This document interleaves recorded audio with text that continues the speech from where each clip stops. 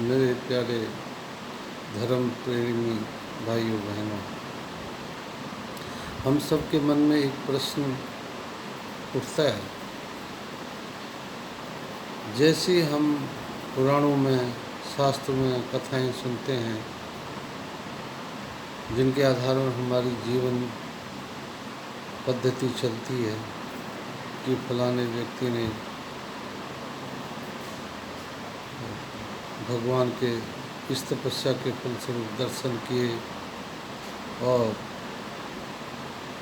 भगवान से कृपा प्राप्त की, सिद्धियां प्राप्त की, तो हमारे मन में स्वतः एक प्रश्न उठता है, बड़ी जिज्ञासा उत्पन्न होती है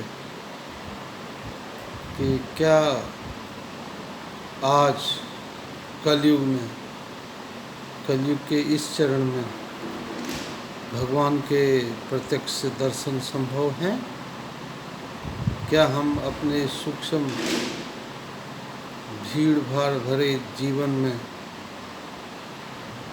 दुर्गम झंझावातों से जूझते हुए क्या परमात्मा के दर्शन कर सकते हैं? इसका उत्तर मैं जिस रहस्योद्घाटन के साथ करने जा रहा हूँ, आप रोमांचित हो जाएंगे और मैं कहूँगा यह संभव है। संभव ही नहीं है, अवश्य होंगे, गारंटी है इस चीज़ की। इसीलिए भगवान ने कहा है कि मोहि कपट छल छिद्र न भाव, निर्मल मन जन सो मोहि पावा, मोहि कपट छल छिद्र न भाव। रामायण में भगवान श्री राम ने, प्रभु ने कहा है कि मुझे निर्मल मन, पवित्र हृदय वाला व्यक्ति, जिसके अंदर छल कपट ना हो, जो स्वार्थ से प्रेरित ना हो, ऐसा व्यक्ति मुझे अवश्य प्राप्त होता है, अर्थात मैं उसे प्रत्यक्ष दर्शन देता हूँ। आज जो मैं रहस्योद्घाटन करने जा रहा हूँ, आज से 400 से अधिक वर्ष पूर्व की घटना आपके सामने प्रस्तुत कर रहा हूँ। एक सत्य घटना है, आप सुनकर के रोमांचित होंगे और आपकी आस्था में चार चांद लग जाएंगे। आपने बाबा तुलसीदास जी, गोस्वामी बाबा तुलसीदास जी का नाम सुना। रामायण घर घर में पढ़ी जाती है, मंत्रमय रामायण। उससे हम अपने कष्टों का निवारण करते हैं। उनके ही जीवन की एक घटना का मैं उल्लेख करना चाहता हूँ। बाबा तुलसीदास जी भगवान के परम प्रिय भक्त थे। इसी भक्ति के कारण उन्होंने गृहस्थ जीवन का परित्याग करके वो भगवान की शरणागति और दर्शन के लिए काशी की ओर चल पड़े। काशी में उन्होंने गंगा के किनारे कुटिया बना ली और भगवान की भक्ति करने लगे। किंतु उस भक्ति के फलस्वरूप उनके अंदर सिद्धियां आ गई और उन सिद्धियों को यदा कदा भक्तों के कल्याण के लिए दिखा देते थे और उसके परिणाम स्वरूप वहाँ भीड़ एकत्र होने लगी, भक्तों का तांता लग गया, आश्रम बन गया, आश्रम के प्रपंच शुरू हो गए। और एक समय ऐसा भी आया कि बाबा तुलसीदास जी आश्रम के प्रपंचों में अधिक पड़ गए और भक्ति न्यूनता की हो गई। तो भगवान को बड़ी चिंता।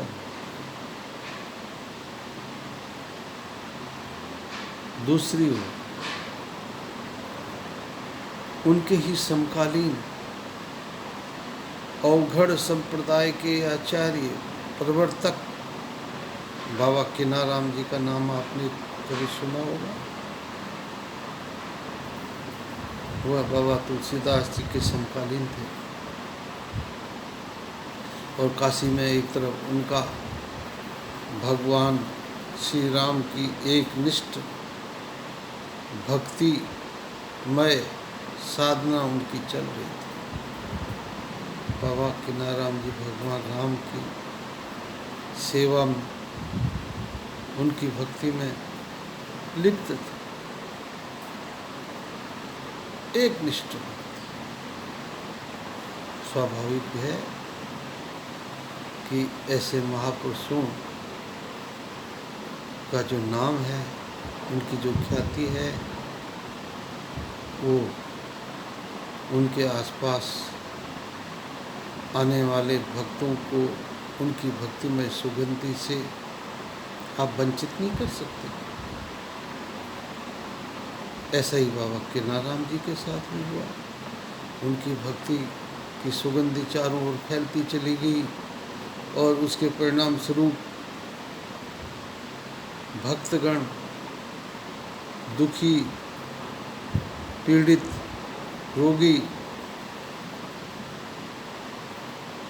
समाज के लोग, उनके मानने वाले, चाहने वाले धीरे धीरे बढ़ते चले गए और दूर दूर तक उनकी ख्याति हो गई।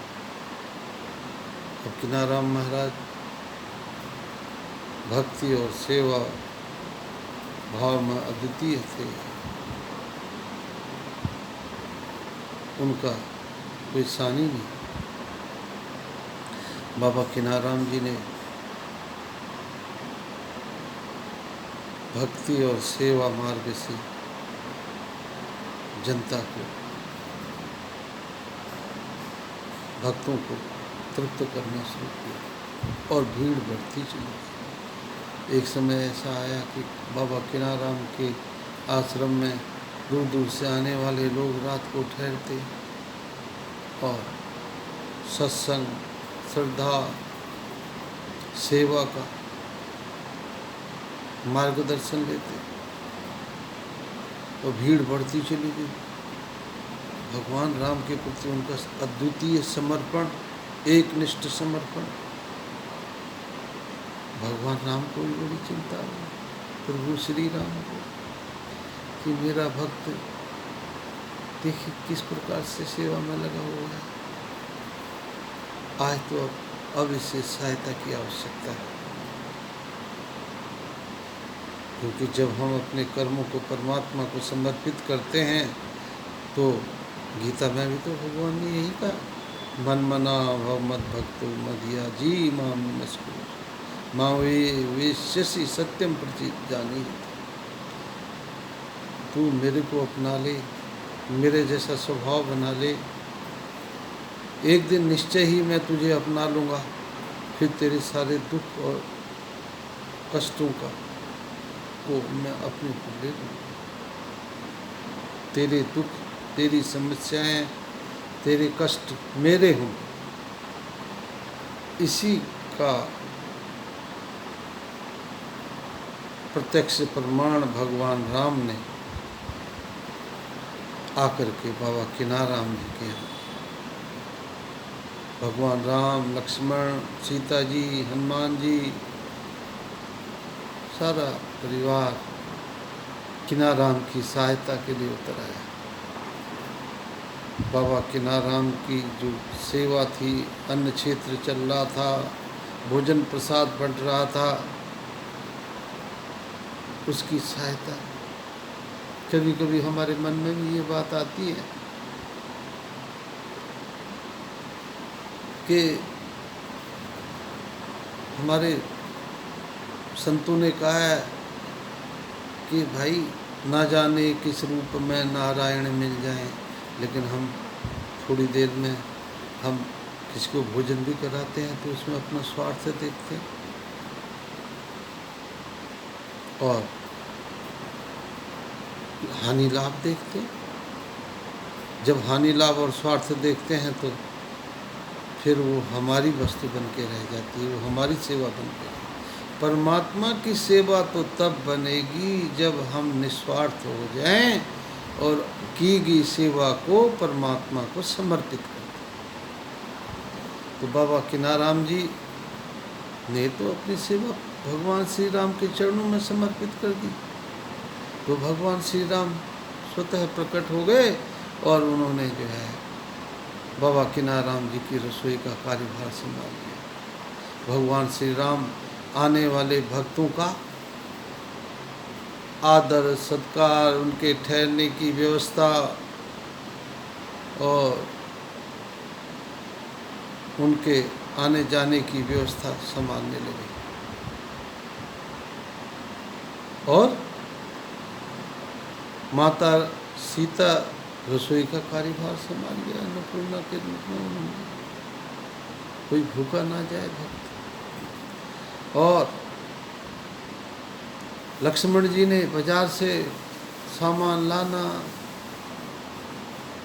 संग्रह करना, अन्न एकत्र करना, ये कार्य संभाल लिया। और हनुमान जी महाराज ने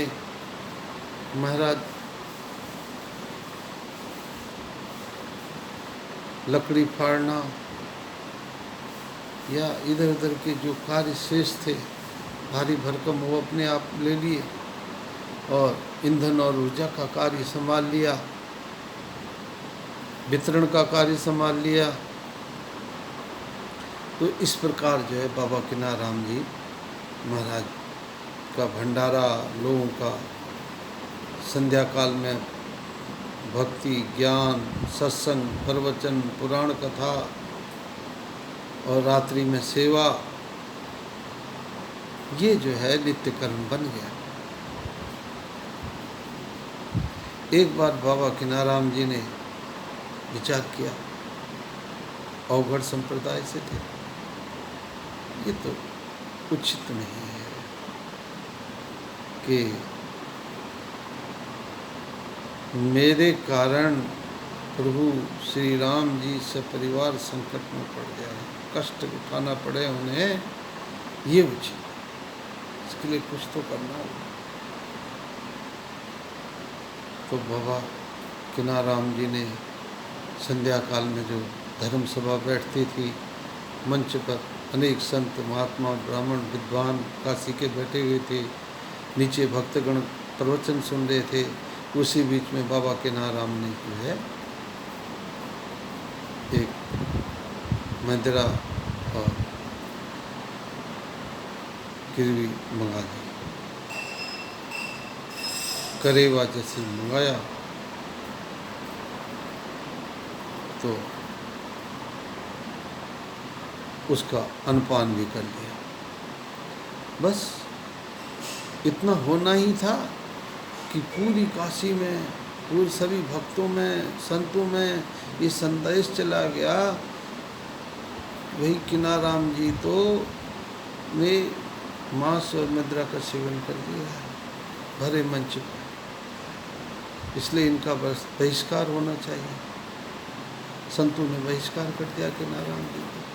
और किनाराम जी बड़ी प्रसन्न कि अब प्रभु को जो है इतना कष्ट नहीं उठाना पड़ेगा, इतनी भारी भीड़ को संभालना नहीं पड़ेगा। दूसरी तरफ बाबा तुलसीदास जी भक्तों की सेवा में आश्रम के प्रपंचों में डूबते चले जा रहे थे। भक्ति मार्ग न्यून होता जा रहा था। तो बाबा तुलसीदास जी ने एक आश्रम में समष्टि भंडार रखा, 10,000 साधु संत उसमें आमंत्रित किए गए, लेकिन बाबा किनाराम जी को निमंत्रित नहीं किया गया। अब दोनों ही हनुमान जी के शिष्य थे, बाबा किनाराम जी भी और बाबा तुलसीदास जी। तो हनुमान जी को ये बर्दाश्त नहीं हुआ कि एक शिष्य मेरा दूसरे शिष्य से द्वेष करे। तो हनुमान जी क्रुद्ध हुए। हनुमान जी ने इसकी शिकायत भगवान राम से की। भगवान राम ने इस संबंध में लक्ष्मण से बात करने को कहा कि इसका समाधान लक्ष्मण निकालें कि किनाराम जी को क्यों नहीं बुलाया। भगवान श्री राम को उन्होंने सारे तथ्य से अवगत कराया कि दोनों ही प्रिय भक्त हैं। बाबा किनाराम का जो ये कृत्य था वो तुलसीदास जी तो जानते थे कि भाई इसमें उनका कोई छल प्रपंच नहीं है, ये तो पवित्र उद्देश्य था। उसके बावजूद किनाराम जी का अन्यों का बहिष्कार करना ठीक है, वो अज्ञानता के कारण कर रहे थे, लेकिन तुलसीदास जी को ज्ञान होते हुए भी भगवत भक्त भगवान राम के भक्त किनाराम जी का बहिष्कार क्यों किया। इस बात से हनुमान जी क्रोधित हो गए। तो महाराज अब तुलसीदास बाबा जी ने दूसरी तरफ भंडारा शुरू किया। भंडारा बहुत भव्य भंडारा, जैसी भोजन प्रसाद तैयार हुआ, पंगत बैठी, तो हनुमान जी ने लक्ष्मण जी को इशारा किया, प्रभु हम एक भक्त दूसरे भक्त का अपमान करें, ये तो ठीक नहीं है, आप कुछ करिए नहीं तो मैं कुछ करूँगा। तो लक्ष्मण जी ने देखा हनुमान जी बड़े क्रुद्ध हो रहे हैं, तो उन्होंने विचार किया कि हनुमान जी अगर क्रुद्ध हो गए तो वहाँ जा कर के कुछ भी हो सकता है। इसलिए उन्होंने कहा ठीक है, तुम चिंता मत करो हनुमान, मैं कुछ उपाय करता। तो महाराज लक्ष्मण जी के बस विचार मात्र से ही जो है वो जो पका हुआ भोजन था उसमें से विष्ठा की गंध आने लगी।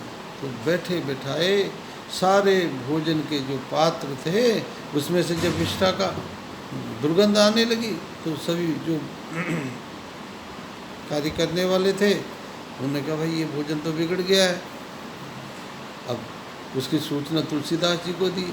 तुलसीदास जी दौड़े दौड़े रसोई में आए, उन्होंने देखा बड़ी दुर्गंध आ रही है, तो उन्होंने ध्यान लगा करके देखा कि ये तो बाबा किनाराम जी के बहिष्कार का परिणाम है और हनुमान जी रुष्ट हैं। तो बाबा तुलसीदास जी तुरंत दौड़े किनाराम जी के आश्रम में पहुँचे, उनसे प्रार्थना की कि महाराज आप कुछ करें, भोजन में इस प्रकार दुर्गंध आ रही है। तो बाबा किनाराम जी ने व्यंग करते हुए कहा, अरे तुलसीदास, एक बहिष्कृत व्यक्ति इसमें क्या कर सकता है। लेकिन तुलसीदास जी की अन्याय विनय, भगवान राम के प्रति सच्ची प्रीति देख करके बाबा किनाराम जी को दया आ गई। उन्होंने कहा जाओ रसोई में होके आओ, फिर करते हैं विचार। तो रसोई में तुलसीदास जी किनाराम जी की रसोई में गए, देखा भगवान राम, लक्ष्मण, माता सीता और रसोई का कार्य कर रहे हैं, लगे हुए हैं सेवा में, भोजन प्रसाद बनाने में, और एक कोने में हनुमान जी क्रुद्ध बैठे हुए हैं।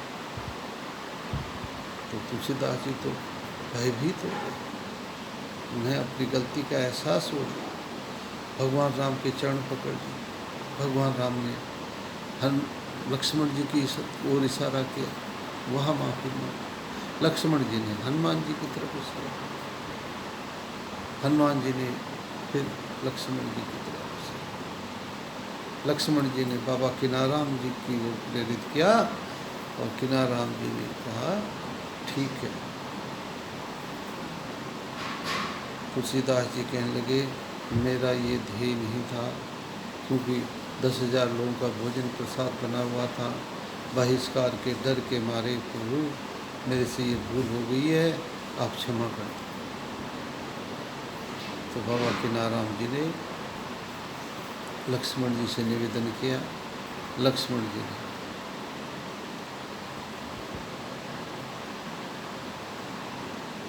बाबा तुलसीदास जी से कहा जाइए भोजन की एक थाली बना के लाइए और किनाराम बाबा को भोग लगाइए, इनके आश्रम में थाली लेके आओ। तुलसीदास जी दौड़े गए, भंडारे का पहला जो भोग है वो किनाराम जी के आश्रम में आया। और जैसे ही किनाराम जी के आश्रम में आया, वो जो सुस्वादु भोजन था वो सुगंधिमय हो गया। भंडारा हुआ, हजारों लोगों ने प्रसाद ग्रहण किया।